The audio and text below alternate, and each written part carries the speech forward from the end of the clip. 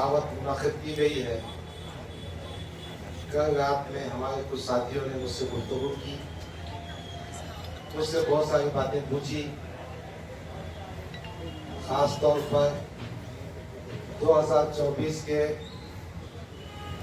Assembly इंतखाबात, इस हल्के असेंबली के बारे में मुझसे पूछा।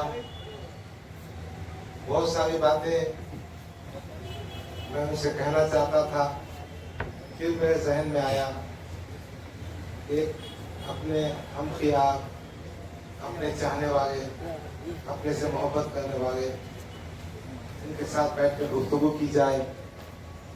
मेरे दो साथियों ने आगे बढ़कर आज की दावत का एहतमाम किया है। मैं उन दोनों साथियों का, हमीद भाई, अब्दुल रहीम भाई, इनका शुक्रगुजार हूँ। आप तमाम का भी शुक्रगुजार हूँ कि आप मेरी साथियों की दावत पर यहाँ पहुँचे हैं। यकीनन गुज़िश्ता कई सालों से आपकी सरपरस्ती में, आपकी मदद से मैं सियासत में काम कर रहा हूँ। 2014 के असेंबली इंतखाबात में कुछ हज़ार से अपनी को शिकस्त हुई। 2019 का आपके सामने है। 2019 से मेहनत कर रहे थे और कर रहे हैं, मगर मेरे और पार्टी के जो मामलात थे वो मुझसे पूछ रहे हैं आपके टिकट का क्या हुआ। वो मुझसे पूछ रहे हैं आपने फॉर्म क्यों नहीं भरा। तो मैं चाहता हूँ पब्लिक भी, ख़ास तौर पर उन साथियों को बताऊं जो मेरे लिए कांधे से कांधा लगाकर दिलो जान से काम करें। वक्त आने पर मीडिया और प्रेस को बताया जाएगा, मगर मैं जानता हूँ ये हजरात मेरी हमदर्दी में कम, उनके टीआरपी में ज़्यादा हैं। आने दीजिए, कोई छुपाने की बात नहीं है। शुक्रिया शुक्रिया। नहीं भाई, आपका मामला मीडिया का मामला है। यकीनन हम आपके भी शुक्रगुजार हैं। देखिए, जब पार्लियामेंट के इंतखाबात हो रहे थे, ताज विवांता होटल में मोहतरम बैरिस्टर असदुद्दीन अवैसी साहब ने इम्तियाज जलील, इब्तिसाम, इन दोनों की मौजूदगी में मुझसे कहा था कि आपको हम मशरक़ी हल्के असेंबली का टिकट भी देंगे, चुनकर भी लाएंगे, खर्चा भी बर्दाश्त करेंगे और ये सीट गिफ्ट में देंगे। मैं बहुत मुतमईन हुआ। जब 9 सितंबर को वक्फ के एक्ट पर मीटिंग हुई, वो मीटिंग में मैं मौजूद था। वक्फ एक्ट की मीटिंग हज हाउस में हुई थी। उसके बाद एक प्रेस कॉन्फ्रेंस हुई। उन्होंने असेंबली के 5 उम्मीदवारों के नाम डिक्लेयर किए। मुझे थोड़ा धक्का बैठा, फिर मेरा नाम क्यों नहीं आया। मैं इस पसोपेश में था, हो सकता कोई मसलहत होगी, अपना कायद है उन पर एतमाद करना चाहिए। फिर उसके बाद मुख्तलिफ अफवाहें, मुख्तलिफ बातें सुनने को मिली। मैंने सोचा हम इतनी मेहनत कर रहे हैं, क्यों ना डायरेक्ट और राष्ट्र उनसे जाकर बात की जाए। 21 सितंबर को मैं हमारे ड्राइवर इरफान के साथ बाय एयर हैदराबाद गया। दारुस्सलाम पहुंचा, साहब का कोई प्रोग्राम चल रहा था। मैं उनकी गाड़ी के पास जाकर खड़ा।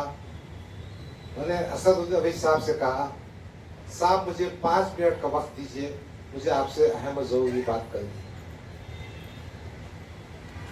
उन्होंने कहा नहीं, मुझे स्कूल के फंक्शन में जाना है।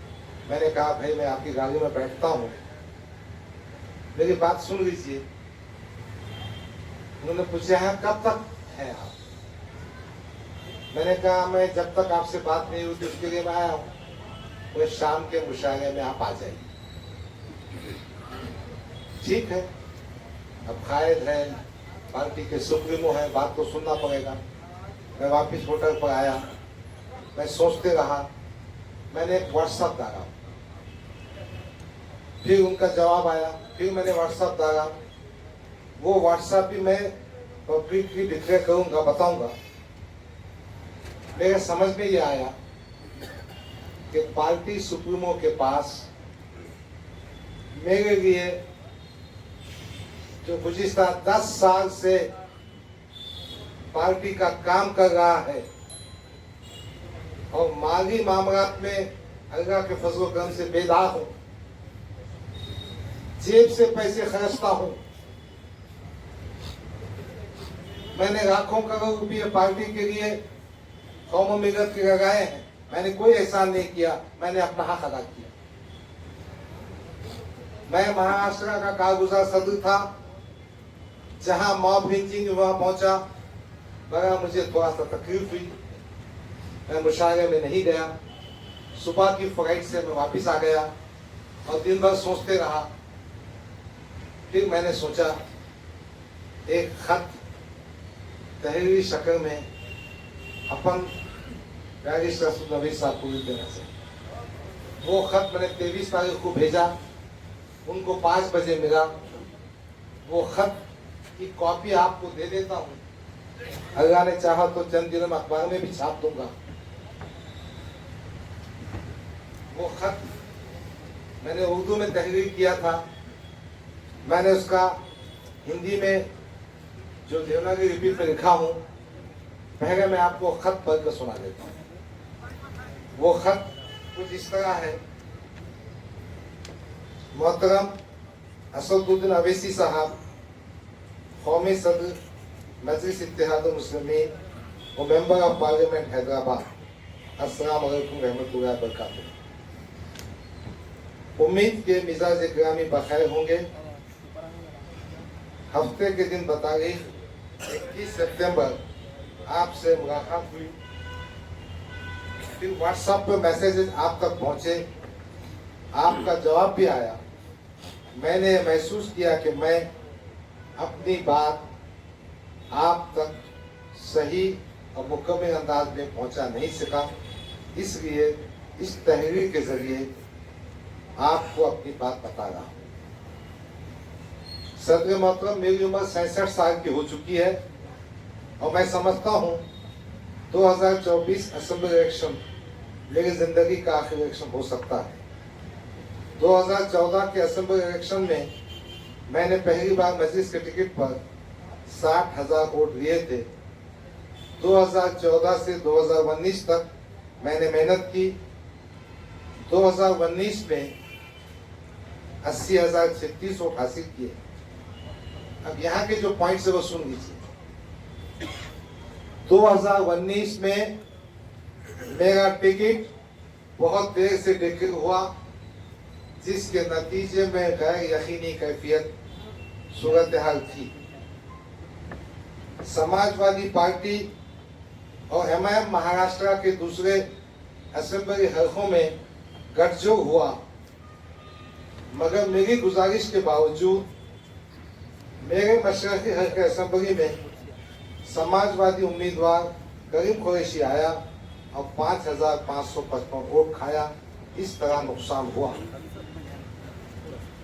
उस जमाने में अभी कुछ भी नहीं है, तो बताया मैं आपके पास सुना देता हूँ। आसिम बिखार साहब हमारे उत्तर प्रदेश के प्रभारी स्पोक्स पर्सन थे। 2019 में उनका मुझे फोन आया। उन्होंने कहा कि डॉक्टर साहब, आपके हल्के में समाजवादी का उम्मीदवार आने वाला है, आप कहें तो मैं रोक सकता हूं, मगर मुझे इसमें सदर मोहतरम बैरिस्टर असदुद्दीन अवैसी साहब मुझसे कहेंगे तो मेरा सियासी खत में इजाफा होगा, जब भी मैं कहूँगा। मैंने इमीडिएट बैरिस्टर असदुद्दीन अवैसी साहब को फोन किया। उन्होंने कहा कि इम्तियाज जलील साहब बम्बई में हैं, 2019 की बात कर रहा हूँ, अक्टूबर की, और अपना और समाजवादी पार्टी का गठबंधन हुआ है। गोवंडी में हम अबू आसिम को पार्टिबा दे रहे हैं बाइकरगा में, उन्होंने वारिस पठान को पार्टिबा दे रहे हैं भेवंडी में, उनका जो उम्मीदवार था उसको वो पार्टिबा दे रहे, दूसरे हल्के में वो पार्टिबा दे रहे। आपके पास भी पार्टिबा होगा, बेफिक्र रहिए, इम्तियाज जलील साहब वहां मौजूद हैं। मैं मुतमईन था, कैंडिडेट आया, उम्मीदवार ने इलेक्शन लड़ा, माहौल खराब किया। मुझे तो समझना चाहिए ना कि क्या किया जा रहा है मेरे साथ में। ऐसा हुआ है, और यही बात मैंने जब उनसे कही थी तो कहा था कि मशीन असेंबली की टिकट हम आपको देंगे और चुन के भी लाएंगे, गिफ्ट देंगे। तो इस तरह से 2019 में ऐसा मेरे साथ किया गया। पूरे महाराष्ट्र में समाजवादी पार्टी और एमआईएम साथ में, औरंगाबाद मशरकी हल्के में समाजवादी का उम्मीदवार। मैंने क्या समझना चाहिए, क्या अतुल सावे को जिताने के लिए, क्या देवेंद्र फडणवीस के बोलने पर गफ्फार खादी को बगी का बकरा बनाए क्या? फिर दूसरी बात जो मैंने तहरीर किया, आपको याद होगा इम्तियाज जलील ने रियासी सदर बनने के बाद, वो किस्सा ही बड़ा खास है, सुना देता मैं, छुपाता नहीं। 25 जून 26 जून की बात होगी, प्रकाश अंबेडकर, मैं, इम्तियाज जलील और असदुद्दीन अवैसी तहरीरी में बैठे थे सीटों की वाटाघाटी के लिए। प्रकाश भाई को आने को थोड़ा टाइम था, तो मैंने हंसते हंसते कहा, साहब अब ये मेंबर ऑफ पार्लियामेंट बन चुका है, इसको अपन महाराष्ट्र सदर बनाएंगे। मैंने हंसते से ये भी कहा, अपना मातृ बहु बच्चे में पक्का है, देखा बात भी करता है, खूबसूरत भी है, जो अपने को फायदा हो जाएगा पार्टी में। साहब ने ट्वीट करके बना दिया महाराष्ट्र का अध्यक्ष, और ये जनाब ने महाराष्ट्र का अध्यक्ष बनने के बाद इंतखाबात से 2 महीने पहले औरंगाबाद की जो बॉडी थी हमारी, वो बॉडी को डिसॉल्व कर दिया। मैंने इसमें नोट किया, अजान के लिए 2 मिनट रुकता हूं। तो बात चली थी 2019 के सिलसिले में। मैंने असद साहब को लिखा, आपको याद होगा कि इम्तियाज जलील ने रियासती सदर बनने के बाद ऐन इंतखाबात से पहले मशरक़ी हल्के असेंबली की बॉडी को पूरी तरह डिसॉल्व कर दिया था, और इस सिलसिले में पूना में मैंने आपसे गुजारिश की थी कि ऐन इंतखाबात के वक्त बरतरा बॉडी को बहाल किया जाए, मगर हो ना सका। वंचित से माहदा टूट गया, जिसका मुझे फटका है। दोस्तों और साथियों, अगर वंचित और एमआईएम का अलायंस जिंदा रहता तो 15 से 20 एमएलए चुन के आते थे, और सत्ता की कुंजी दोनों के पास रहती थी। अब वही बातें बताऊंगा इंशाल्लाह प्रेस में, क्यों टूटा, क्या से टूटा, कौन आगे जाता, कौन पीछे रहता, कौन आगे नहीं जाना, बताऊंगा मैं। बड़ा मजबूत करके सुनाया मैं तुमको। जो खत मैंने असद साहब को भेजा, उसकी कॉपी आपके पास ही देने वाला हूं। फिर दूसरा हमने लिखा कि 2024 मशरक़ी हल्के असेंबली के लिए हमने पूरी ताकत से काम किया। आपने मुझे महाराष्ट्र का कारगुजार सदर बनाया।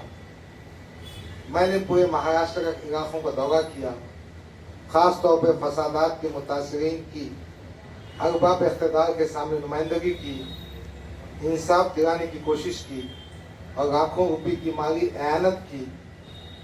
पुलिस कस्टडी में मरने वाले मुस्लिम नौजवानों के मामले को हाई कोर्ट्स में लेकर गया, इनकी माली मदद भी की, कोर्ट का खर्चा भी बर्दाश्त किया, और कई पुलिस वालों पर आईपीसी सेक्शन 302 के तहत केस दर्ज करवाए।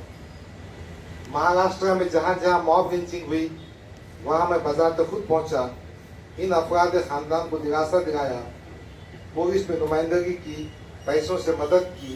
कोविड के ज़माने में मेरे ज़ाती खर्चे से 5 लाख से ज़्यादा रकम के ग़िज़ाई पैकेट तकसीम किए। कई मरीजों को इराज मागेजे में मदद की, पार्टी को मजबूत करने के लिए मुख्तलिफ तारुखों अजरा का दौरा किया, एक मजबूत तंजीमी ढांचा तैयार करने की कोशिश की, जिसमें कुछ कामयाब हुआ। मैं समझता था ये लिखने की ज़रूरत नहीं, मगर फिर भी मैं चाहता तहरीरी तौर पर बात आ जाए, ताकि सबको मालूम हो कि कौन क्या कर रहा है, किसकी क्या अहमियत है और क्या अहमियत होना चाहिए। असद साहब के जो मैसेजेस मेरे पास आए थे, उसमें सब में बड़ा दुख ये था कि इम्तियाज जलील हार गए। किसी ना किसी तरह से वो ठिकरा हमारे सर पे फोड़ने की बात भी दिख रही थी। तो फिर मैंने समझा उठना चाहिए खत में। औरंगाबाद पार्लिमानी इंतखाबात में 2024 में इम्तियाज जलील को 6 हल्कों में सबसे ज्यादा वोट मशरक़ी हल्का इस हल्के में मिले, जो 89-89 है। कहीं ना कहीं हमारा काम और नाम होगा। भाई सियासत में जब कुछ काम करते हैं ना, तो बताने पड़ता, बोलना पड़ता, इसलिए मैंने लिखा। इनके हल्के असेंबली जहाँ से वो एमएलए चुन के आए थे, वहाँ 85,000 वोट मिले। अब उसके आगे जो मैं लिखा वो चुमकी भी है, हकीकत भी है, सच्चाई भी है। वोट और बढ़ सकते थे, मगर इसका जवाब इम्तियाज जलील, अहमद जलील, बिलाल जलील से पूछा जाए तो बेहतर होगा।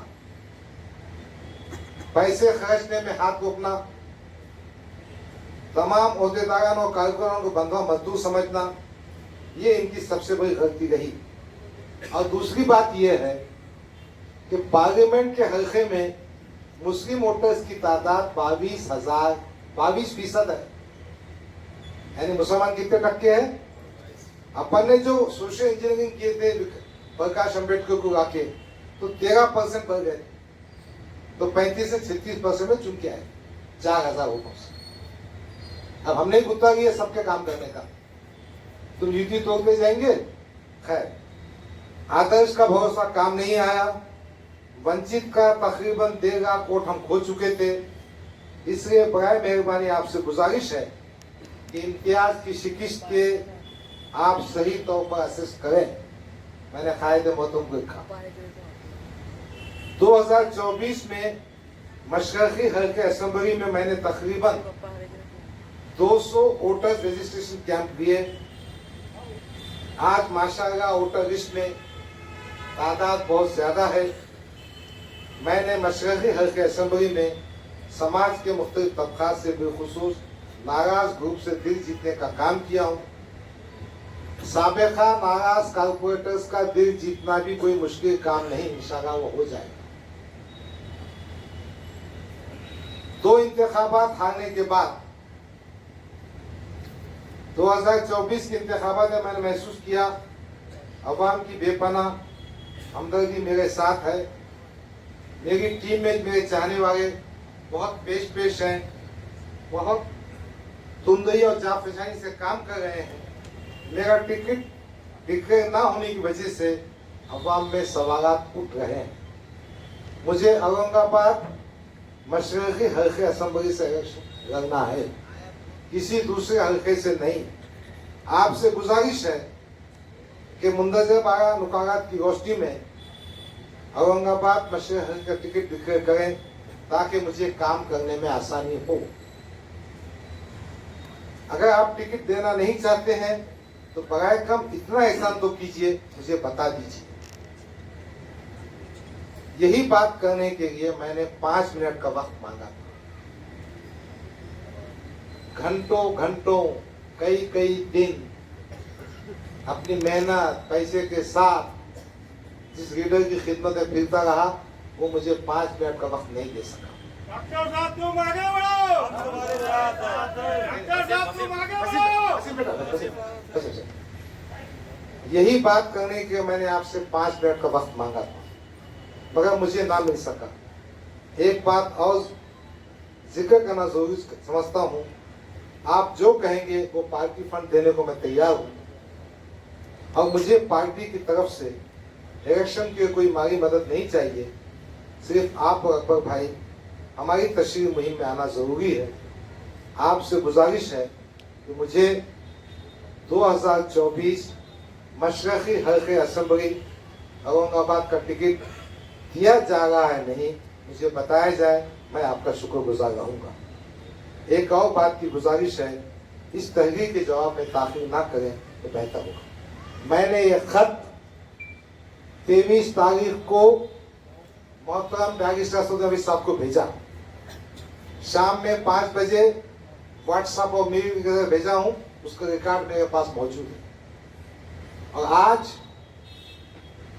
8 तारीख है, कोई जवाब नहीं, कोई कांटेक्ट नहीं।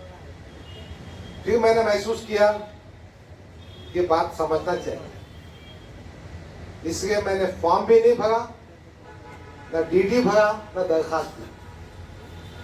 मैंने ये महसूस किया कि अपने को जिस तरह से 2019 में टिकट दे के जुबा किया गया है, अब टिकट नहीं दे के जुबा करने का कार्यक्रम हो सकता है। क्यों?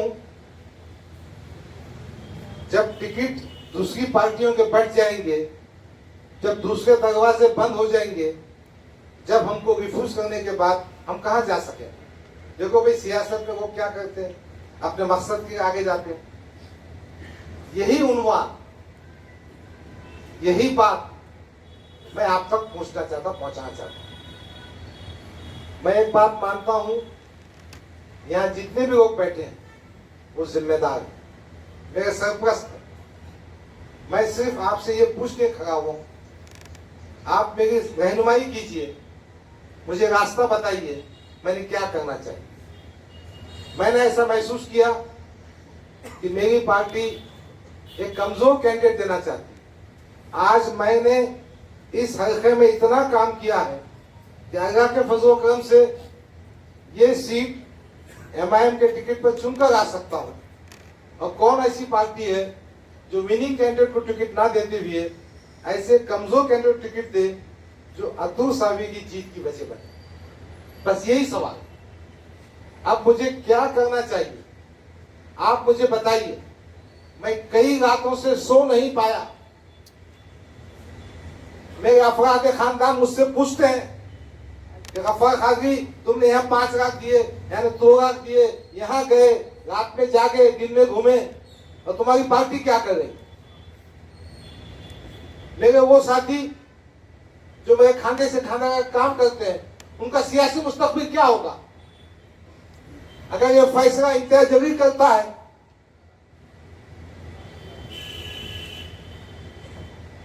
तो हमने क्या करना फिर। और असद साहब भी उनकी बात सुन के करते होंगे, तो कुछ ठीक बात नहीं है। भाई, मुझे अच्छी तरह से याद है, जहां जहां फसादात के वक्त में गया, ये मोहतरम इम्तियाज जलील हमारा तो फोन उठाते ही नहीं। अब आप में से किसका उठा तो मालूम नहीं, मगर मेरे साथी ने हंसते हुए किया, फडणवीस साहब का फोन उठाते हैं, 1 घंटे उठाते रहते। अब सच्ची बात है कि झूठे मुझे मालूम नहीं, मगर मेरे कंस्टिट्यूंसी मैंने महसूस किया कि अतुल सावी की मदद करना चाहते, एक ऐसा कैंडिडेट देना चाहते हैं। चूंकि मैंने 2019 के बाद से 2024 तक मेहनत की, घर घर गया, हिंदू बेल्ट पे भी जाता हूं, मुस्लिम बेल्ट पे भी जाता हूं, मस्जिद के पुराने रिश्ते भी हैं, और मुझे पूरा यकीन है पार्टी ऐसा काम बताना चाहती है कि हमारे सब दरवाजे बंद हो जाना। हमने कहीं जाना नहीं, फिर बाद में डिक्लेयर कर देंगे हम टिकट नहीं देंगे। भाई, तुम रईस लश्करी का टिकट डिक्लेयर कर रहे, जुम्मा 8 दिन से पार्टी में आया, फारूक शाब्दी का टिकट डिक्लेयर कर रहे, इम्तियाज जलील का टिकट डिक्लेयर कर रहे, हमने क्या गुनाह करे भाई, हमारे में क्या कुछ बताओ। हाँ, हमने कहा था कि 5 मेंबर ऑफ पार्लियामेंट जो अपन ने टिकट दिए थे, उस्मानाबाद, पूना वगैरह, बहुत सी बातें थी। हमने कहा था शिवसेना को वोट देने के बारे में, हमने वो मैं बताऊंगा बाद में। हमने सच्ची बात करने की कोशिश की, इसलिए मैं आपसे ये पूछने के यहाँ बैठा हूं। अभी फैसला मत कीजिए, ठंडे दिमाग से कीजिए। मैं यहाँ बैठूंगा, मेरे घर आइए, बैठ के बात करेंगे। क्या मैंने पार्टी को छोड़ना चाहिए क्या मैंने इलेक्शन लड़ना चाहिए, लड़ना तो किससे लड़ना चाहिए, कौन से दरवाजे पर खटखटाना चाहिए। भाई कोई भी आदमी, अब हमारे रमजानी खान है, असलम पठान है, कई दिनों से काम कर रहे। अगर इनका सियासी मकसद वही हम जैसे कायदीन खत्म कर देंगे तो ये तो नाइंसाफी हो गई ना। बस यही बात करना। आप मेरे सरपरस्त हैं, आप मेरे दोस्त हैं, आप मेरे बुजुर्ग हैं, मुझे मशवरा दीजिए। मशवरा देने के बाद मेरा साथ दीजिए। हम सब मिलकर कम से कम इस असेंबली हल्के में एक मजबूत क़ियादत पैदा करें। मुझे ये भी मशवरा दीजिए कि मैंने क्या करना चाहिए। देखो, हम सब आपस में जुड़े हुए हैं। किसी की दिल आजारी मुझसे कभी हुई होगी, मगर मेरा यकीन है हम में से हर फर्द कौम के लिए, मिलत के लिए बहुत जिम्मेदार। मौलाना इशाती साहब आए, मुझे गुजारिश है आगे आए। और मैंने सोचा अब 23 सितंबर के बाद 8 अक्टूबर आ चुका है, मैंने भी कोई फैसला करना चाहिए, धोखे में नहीं आना चाहिए। इसीलिए मैं आपके पीछे आया, आपसे गुजारिश कर रहा हूं, मुझे मशवरा दीजिए। आपको ठीक दिखता है तो साथ दीजिए, मेरा ख्याल रखिए। मैं किसी से उम्र में बड़ा है, किसी से छोटा है, किसी का मर्तबा दीनी तौर पे बहुत ज्यादा है। हमारी पार्टी की जो बातें सियासी तौर पे कहना है, मैं प्रेस कॉन्फ्रेंस करके कहूंगा। अलबत्ता एक गुजारिश करूंगा कि जो खत मैंने तहरीर किया है वो कॉपी अपने साथ में ले जाए, घर बैठकर ठंडे दिमाग से सोचे। अगर इसमें से कोई बात गलत होगी तो आपका जूता मेरा सर है, मैं आपसे माफी मांगूंगा और सियासत से दस्तबरदार हो जाऊंगा। खुदा बेहतर जानता है, मैंने सियासत को पैसा कमाने का जरिया नहीं बनाया। खुदा बेहतर जानता है कि फिरका परस्तों से कोई कंप्रोमाइज की बात मैं नहीं करता। खुदा जानता है मैं अपने भाइयों की इज्जत देता हूं। मैं ये कभी नहीं कहता कि कोई शख्स सियासी तौर पर मुसलमान दूसरी पार्टी में है तो मेरे जूते की नोक पे रखता हूं। मैं कभी नहीं कहूंगा। मैं कभी ये नहीं कहूंगा कि नामों से रसूल का जुलूस निकालो और संजय सिंह साठ से जाके गले मिलो, ऐसा गले मिलो जैसे पिछड़े हुए भाई। मैं ये नहीं कहता कि हम फडणवीस का फोन रिसीव करेंगे। मेरे लिए हमारे खुर्रम भाई का फोन अहम है, आप सब जानते हैं। मैंने कभी फोन रिसीव नहीं किया होगा तो मैं 15 मिनट के बाद, 1 घंटे के बाद रिटर्न कॉल मारता हूं। बस आप इन बातों को सही समझते होंगे। यकीन मैं गुनाहगार मुसलमान, मुझसे गलतियां होती होंगी, कभी किसका दिल दुखा होगा। मैं हाथ जोड़कर माफी मांगता हूं, अल्लाह के मुझे माफ कर दीजिए। दूसरी बात, क्या आप नहीं चाहते कि अच्छी क़ियादत पैदा हो? बस यही सवाल, यही मशवरा, यही बात करने के आपके पीछे आया था। बहुत सारी सियासी बातें, बहुत सारी बात अंदर की बातें मेरे पास है। जब सियासी सफर आगाज होगा इंशाअल्लाह आपके सामने आऊंगा। मैं बहुत सारी चीजों का चश्मदीद गवाह भी हूं, मैंने मुखालफतें भी की है, मगर मैं इस नतीजे को पहुंचा हूं कि कोई भी फैसला करने से पहले हमारे साथियों से पूछना चाहिए। कल इत्तेफाक से कुछ मेरे साथी मेरे पास आए, वो आप दीदा हो गए, उनकी आंखों से आंसू बहने लगे। साहब अपन इतनी मेहनत कर रहे, अपना कुछ पक्का नहीं है, आप ऐसा क्यों खामोश बैठे? मैंने कहा बेटा अब मैं क्या करूं? उसमें से एक साहब ने आगे बढ़कर कहा हम एक मीटिंग रखते हैं। तो मैंने कहा ठीक बात है, अपन सब साथ में खाना भी खाएंगे, गुफ्तगू भी होगी। हमारे हमीद भाई, उनका मैं कुछ काम नहीं है, मेरे दोस्त मेरे साथी, मगर वो मुझसे मोहब्बत करते। उन्होंने कहा डॉक्टर साहब मैं खाने का खर्चा मैं करूं। एक दूसरे दोस्त ने कहा मैं बिरयानी बनाऊंगा। इसी तरह से जज्बा कौम का आज आप सबको क्या जमा हुई है। मैं क्या कारपोरेटर है, क्या मैं क्या आमदार है, क्या मैं क्या खासदार हूं, मगर आपके दिल में जज्बा है तो कहीं ना कहीं मिलत के काम होना चाहिए, लीडरशिप आगे बढ़ना चाहिए।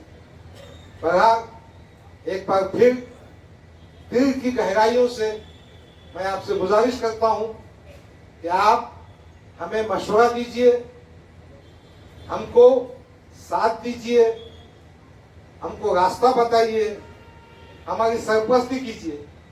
देखिए, ये मजलिस इत्तेहाद मुस्लिमीन के अफराद नहीं है, ये मिलत के अफराद है। कहीं ना कहीं ये इक्वेशन बदलना होगा कि ये बात है कि मिलत के दर्दमंद अफराद है। हमारे खालिद सैफुद्दीन बैठे हैं, वो दूसरी पार्टी में है, मैं MIM में, जफर बिल्डर बैठे हैं दूसरी पार्टी में, बब्बू भाई है, हमारे बड़े बड़े अहम शख्सियतें जमा है जो इस असेंबली हल्के में असरअंदाज होते हैं। हमारे मौलाना अलीमुद्दीन साहब हैं, बहुत काबिल शख्सियत है, उनका बयान सुनकर मैं बहुत खुश होता हूँ। हमारे अनवर शाकी साहब आए, हमारे सुहेल साहब, डॉक्टर उमर खादरी मेरे दामाद हैं, तो सब बैठे हैं। बहरहाल हम इस फिलहाल बहुत परेशानी में हैं, कोई नतीजे को पहुंच नहीं पा रहे हैं। आपकी मदद चाहिए, आपका मशवरा चाहिए, आपकी हिम्मत चाहिए, और आप हमारा मशवरा, हमको मशवरा देंगे, हिम्मत देंगे। मैं तमाम हज़रात का दिल की गहराइयों से शुक्रिया अदा करता हूँ। अल्लाह रब्बुल इज़्ज़त की बारगाह में दुआ करता हूँ कि अल्लाह हम सबको नेक तौफीक दे और कौम और मिलत की सही खिदमत का जरिया बनाए। मैं इस मौके पर मौलाना अनवर खिशाती साहब से गुजारिश करता हूँ कि वो थोड़ा मुखातिब भी करें और हमारे लिए दुआ भी करें। खाने का टाइम नज़दीक हो जाए। किया है, फैसला करने से पहले आपसे पूछ रहा हूँ। हमारे एक साथी ने कहा हम नुमाइंदगी करना चाहते हैं, आपको जो नुमाइंदगी को मेल ID टेलीफोन नंबर दिया जाएगा, सर भी नोट करो, आगे बिल्कुल दे दो। चलो दूसरा और कोई मशवरा?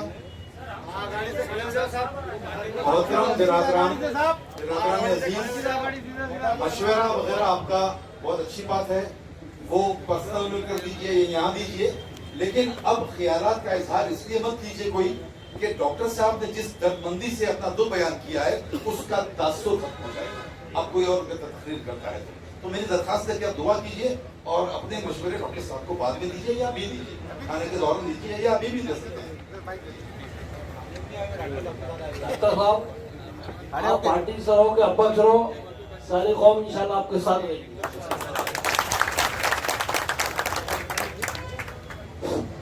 अगर पार्टी चाहती है पार्टी का नुकसान हो तो हम सब जितने भी वार्ड अध्यक्ष वगैरह जितने भी हम डॉक्टर साहब के साथ है तो हम डॉक्टर साहब का साथ देंगे।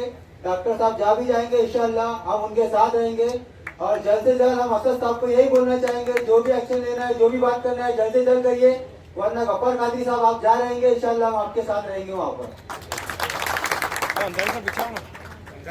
और कोई बोलना चाहेगा? और कोई बोलेगा? आगे जाके बोलो। अस्सलाम वालेकुम।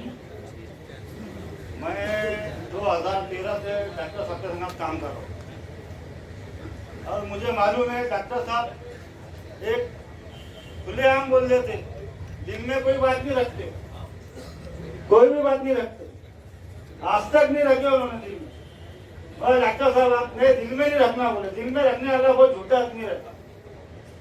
मेरे को कई बार बोले मगर साहब आपके खिलाफ प्लान हो रहा, आपको साजिश का शिकार बनाया जा रहा। मेरे को बोले बेटा तू फिक्र मत कर, सब अपनी पार्टी के है, अपने दिल में किसी के वास्ते कोई दर्द नहीं है, कोई वो बुरा नहीं है, सब अपना अच्छा होगा।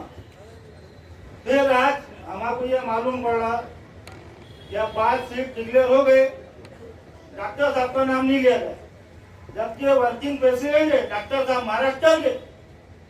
हर दंगे फसाद में किरारपुरे के अंदर रात को 12 बजे मेरे को कॉल किए, जाओ ये लोगों के घर पे इनकी मदद कीजिए। बेकसूर की मदद कीजिए। कभी धुलिया गए, कभी मालेगांव गए, काका गए, मैं जानता हूँ। पार्टी के वास्ते जो कुछ भी लगा मैं जानता हूँ। अभी 2 महीने पहले डॉक्टर साहब हम बैठे थे, बड़ा साहब कैसा करने का, इन्होंने बोले पूरे वार्ड में सर्वे कीजिए, घर घर जाके एक आदमी का नंबर लीजिए, कहाँ रहता, हरसुल में रहता, मालेगांव में रहता, जहाँ भी रहता, लीजिए। अपन उसको वहां से लाने का प्रोग्राम भी बनाएंगे। अपने को ये सीट निकालना है, कोई भी हालत में निकालना है। ये मेरा आखिरी इलेक्शन है, इसके बाद मैं इलेक्शन नहीं लड़ूंगा। तो मेरा असद साहब से भी और अकबर साहब से भी यही गुजारिश है कि ये मौका है ना डॉक्टर साहब को देना चाहिए, क्योंकि ये आदमी ऐसा है कि दिल में कोई बात नहीं रखता। ठीक है ना, डॉक्टर साहब ने जो बोले खुल के बोले थे, मैं भी आपको बोलना चाहता हूँ। एक टाइम था अपन सोच नहीं सकते थे कि अपना मुस्लिम एक खासदार होगा। हैदराबाद में गए डॉक्टर साहब, सब गए, सब बैठे हुए लोग। अब सबों की मीटिंग हुई, डॉक्टर साहब ने बोले असद साहब अपनी 33% वोटिंग है, अपना खासदार आता नहीं आता इसके बारे में चर्चा हुई। उसके बाद फाइल पे चर्चा हुई, डॉक्टर साहब आप कितना देंगे?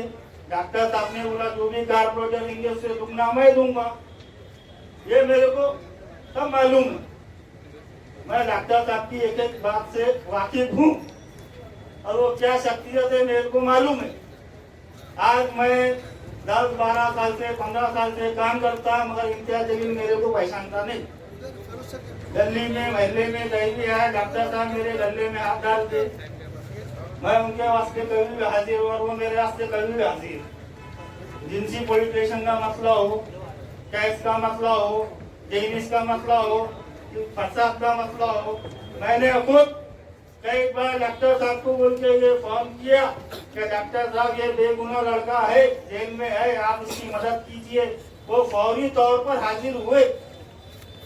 मैं आपसे कहना चाहता हूँ ये डॉक्टर साहब आप इसलिए बुरे हुए क्योंकि आपका दिल मोकला है और आप मोकले दिल के हैं, दिल में कोई बात नहीं रखते। चापलूसी करना गद्दारों का काम रहता। अपन बोलते अस्तीनों में सांप पाल लिए, सही पाले हुए। डॉक्टर साहब 2019 का चुनाव भी जीत जाते थे अगर योगी नहीं टूटती थी तो। हमने डॉक्टर साहब भी वही शख्स है जिन्हें प्रकाश अंबेडकर साहब से यूटी कराए थे और इम्तियाज जलील साहब को खासदार बनाए थे।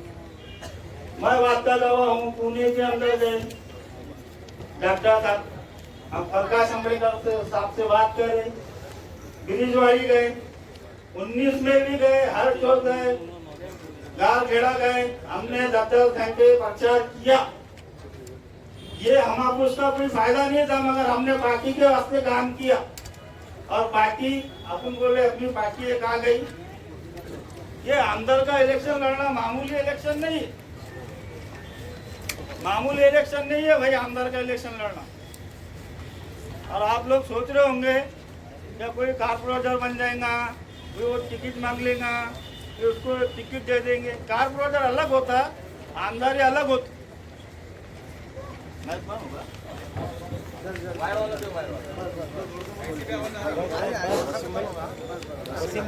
हाँ, मैं वही कहना चाहता हूँ, आमदार का इलेक्शन जो लड़ते उसके 1-2 मिनट लूंगा भैया आपका, क्यों मैं सही बात बोल रहा हूँ, मेरे दिल में दर्द है।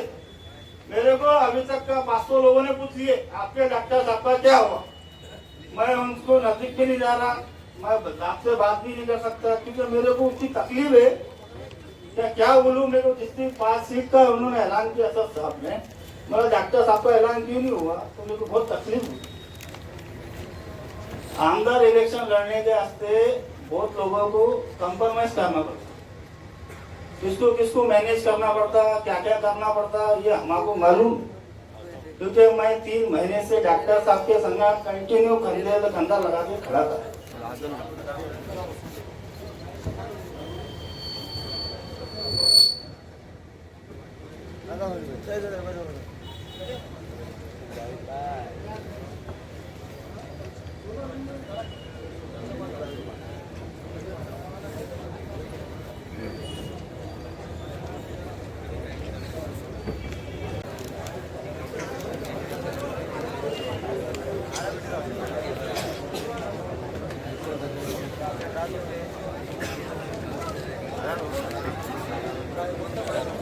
हेलो, हाँ भाई, एक मिनट ले लो बस, सिर्फ 1 मिनट भाई। अपनी एक ही राय है बस, क्या अपन इतनी मेहनत करे, इतना वो चाहे, अपन MIM को चाहते हैं, मजलिस को भी चाहते हैं, हर चीज को अपन चाहते हैं। आपने ये मेहनत है कि आप डॉक्टर साहब ने क्या करना चाहिए, क्या नहीं, अपन को उनको राय देना चाहिए। मैं मेरे को डॉक्टर समझता क्या, एक गली गली जाके डॉक्टर साहब एक आम आदमी को गले में हाथ डाल के नाम लेके पुकारते, ऐसा हम सबसे अपने को नहीं मिलेगा। बाकी आपकी जो राय है, आप जिससे फैसला कर सकते। मेरा जो बोलना था मैंने बोल दिया। खुदा दोस्तों, अजीजों, मेरे भाइयों, आप सब जानते हैं कि डॉक्टर अब्दुल गफ्फार कादरी साहब जो 2014 के इलेक्शन के बाद से पब्लिक के बीच में वो गली गली मोहल्ले मोहल्ले इधर उधर जो तो सबों से मुलाकात करते, दुख सुख में सबके शामिल रहते, ये आप सभी को मालूम है। वो हारने के बाद में जो बैठने वाला लीडर नहीं है, ये आप सबको पता है। वो हारने के बाद में भी वो जो तो घर में बैठे हुए नहीं। और मैं उनके साथ में बहुत सारे जो तो दौरे पर गया हूँ। मैंने उसे सऊदी में जब डॉक्टर साहब के साथ में, आप सबको मालूम होगा, उसे सऊदी में कोई भी मुसलमान लीडर वहाँ पे कोई गया नहीं था। वहाँ पे सिर्फ डॉक्टर अब्दुल गफ्फार कादरी साहब के, तो कितनी परेशानियां आई थी वहाँ पे। लोग सिर्फ माइक पे बोले हमने ऐसा करे, हमने वैसा करे। डॉक्टर अब्दुल गफ्फार कादरी साहब उससे सऊदी जब गए, नूरुल हसन को जब उसके वालिद साहब से मिले तो उनके गले पकड़ के रो लिए डॉक्टर साहब ने। और रो लिए उनको, जो तो नूरुल हसन की बीवी से मुलाकात करें, उनकी माँ से बात करें, और वहाँ पे जो ACP से बात करें, और वहाँ पे उनको वार्निंग दिया कि क्या हो रहा है मुसलमानों के साथ में, क्यों ज्यादती कर रहे हैं करके। तो अभी तक कोई मुसलमान लीडर वहाँ पे क्या नहीं था, सिर्फ डॉक्टर अब्दुल गफ्फार कादरी साहब के। किसी के दुख में सुख में जो तो वहाँ पे जो तो डॉक्टर साहब ने 2 लाख रुपए की मदद नूरुल हसन के वालिद साहब की थी। वहाँ पे हमने हमारे आंखों से देखा है। डॉक्टर साहब क्या वहाँ से जो तो इलेक्शन लड़ रहे थे, क्या डॉक्टर साहब को जो तो महाराष्ट्र का लीडर बनने का था, वो सिर्फ पूर्व विधानसभा में जो तो मेहनत कर रहे थे, और बहुत मेहनत की डॉक्टर साहब ने। और हम यही चाहते हैं कि पार्टी के जो अध्यक्ष है बैरिस्टर असदुद्दीन ओवैसी साहब, हम आपसे हाथ जोड़ के रिक्वेस्ट करते हैं कि आप ऐसे लीडर को खोइए मत। ये कोहिनूर का हीरा है, ऐसे हीरे बार बार मिलने वाले नहीं आपको। बहुत बहुत शुक्रिया अमजद चाचू। मोहतरम हजरात, डॉक्टर साहब पर जो बीती है वो आप सब लोग जानते हैं। डॉक्टर साहब ने मुझसे कहा है, मुझे हुक्म दिया है कि मैं अपना मशवरा पेश करूं। तो मेरा मशवरा यही है डॉक्टर साहब कि ये सियासत है, और सियासत में अपने मुस्तकबिल के फैसले अपने हम ख्याल लोगों के साथ मिलकर खुद करने पड़ते हैं। आप फैसला कीजिए, इंशाअल्लाह हम तमाम लोग आपके साथ होंगे। चलो हैदराबाद। और इसी के साथ मैं मौलाना से गुजारिश करता हूँ कि वो दुआ फरमाएं, और इसके साथ हम फिर इसके अख्तिताम का ऐलान भी फरमाएं। चलो हैदराबाद। मिल्लत के हक में बेहतर है, ऐसी तौफीक अता फरमा। अल्लाह एक दूसरे को निभाने की, संभलने की, संभालने की तौफीक अता फरमा। अल्लाह जिसकी जो कुर्बानियाँ, जिसकी जो मेहनतें हैं उम्मत के लिए, कौम के लिए, मिल्लत के लिए, उसका अल्लाह फैसला आप ही करते हैं। दिलों के फेरने वाले आप अता फरमा दीजिए, मोहब्बतें अता फरमा दीजिए, और अपनी रहमत खासा से हम सभी को हिस्सा इनायत फरमाइए। रब्बना तक़ब्बल मिन्ना इन्नका अंतस समीउल अलीम व तुब अलैना इन्नका अंतत तव्वाबुर रहीम। व सल्लल्लाहु अला नबिय्यिल करीम व अला आलिहि व सहबिहि अजमईन। आमीन बिरहमतिका या अरहमर राहिमीन वल्हम्दुलिल्लाहि रब्बिल